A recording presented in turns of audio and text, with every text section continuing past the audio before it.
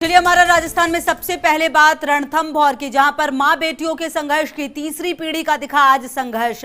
पहली पीढ़ी में बाघिन मछली से भिड़ी थी उसकी बेटी कृष्णा, दूसरी पीढ़ी में अपनी मां कृष्णा से भिड़ी थी एरोहेड।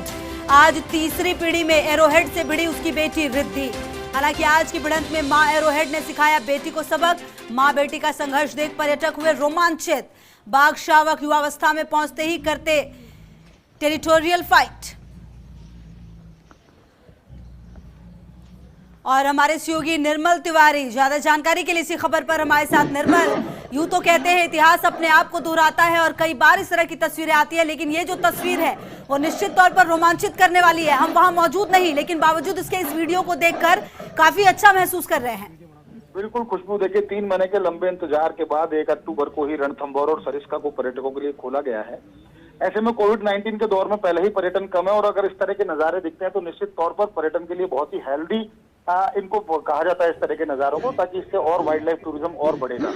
बड़ी बात यह है कि मछली जिसको खुशबू जाना जाता था कि वो अपने बच्चों को, खासकर इसी की जो उसकी बेटी कृष्णा थी उसी को बचाने के लिए उन्होंने जिस तरह से मगरमच्छ के ऊपर हमला बोल दिया था, तो मछली को इस चीज के लिए जाना जाता था कि वो बहुत ही खूंखार थी और अपने बच्चों को बचाने के लिए वो किस तरह से मगरमच्छों के ऊपर टूट पड़ी थी। लेकिन उसी की बेटी जब 2 साल के करीब हुई कृष्णा, तो उसने मछली के ऊपर हमला बोला। उसके बाद मछली की एक बेटी और थी सुंदरी, उसने भी उनके ऊपर हमला बोला था।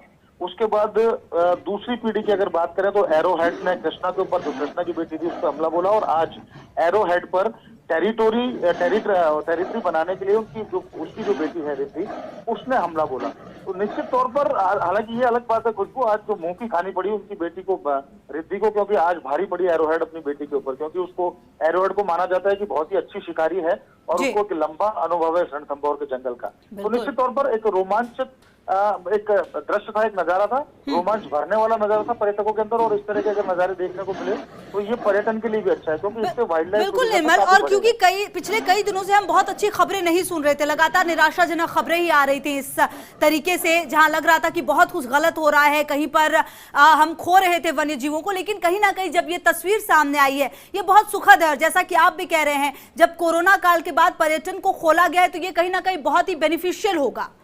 निश्चित तौर पर खुशबू, देखिए आज वन्यजीव सप्ताह का समापन भी है। 1 अक्टूबर को वन्यजीव सप्ताह शुरू हुआ था।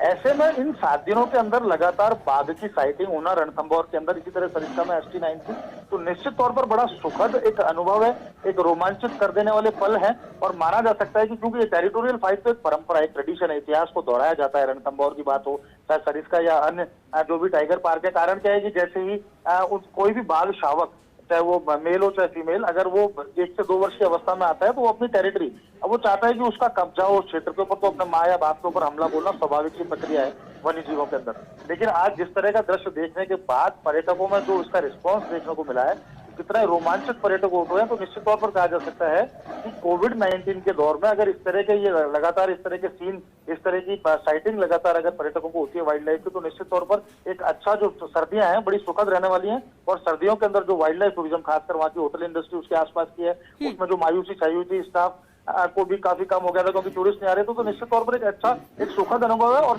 इसके चौतरफा परिणाम देखने को आएंगे। भले ही 2 भागों के बीच में फाइट हो, लेकिन इसका जो सुखद जो पहलू ये है, इससे टूरिज्म को बढ़ावा मिलेगा और निश्चित तौर पर कहा जा सकता है कि आने वाले दिनों में बुकिंग बढ़ेगी भी रणथंभौर और सरिस्का की। बिल्कुल, लगातार नजर रहेगी। बहुत बहुत शुक्रिया निर्मल आपका इन तमाम जानकारियों के लिए। तुम्हारे शो की निर्मल तमाम जानकारी देते हुए, और जिस तरह से ये वीडियो सामने आया निश्चित तौर पर काफी सुखद है। और चलिए बुलेटिन